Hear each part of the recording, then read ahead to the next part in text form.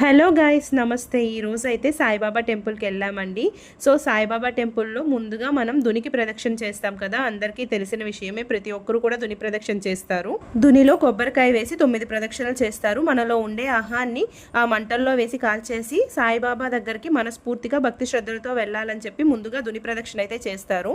ప్రదక్షిణలు అయిపోయిన తర్వాత బాబా దగ్గరికి వెళ్ళి దండం పెట్టుకున్నాము. చిన్నప్పటి నుంచి కూడా బాబా నా ఫేవరెట్ గాడ్ అండి. ఎందుకో తెలీదు, సాయిబాబా టెంపుల్కి వస్తే మనసుకి ఎంత పీస్ఫుల్గా అనిపిస్తుందంటే మైండ్లో ఉన్న డిస్టర్బెన్సెస్ అన్నీ కూడా తొలగిపోతాయి అన్నమాట. చక్కగా దేవుడు బొట్టు పెట్టుకొని లోపలికి వెళ్ళాము బాబాని దర్శించుకోవడానికి. పల్లకీ సేవ జరిగినట్లుందండి, మేము వచ్చేసరికే అయిపోయింది. ఒకసారి బాబాని చూడండి ఎంత ప్రశాంతంగా ఉన్నాడో. మనకు కూడా మనసు అంతే ప్రశాంతంగా ఉంటుంది బాబా టెంపుల్ని విజిట్ చేసామంటే. ప్రసాదం తీసుకొని బయటకు వచ్చేసాము.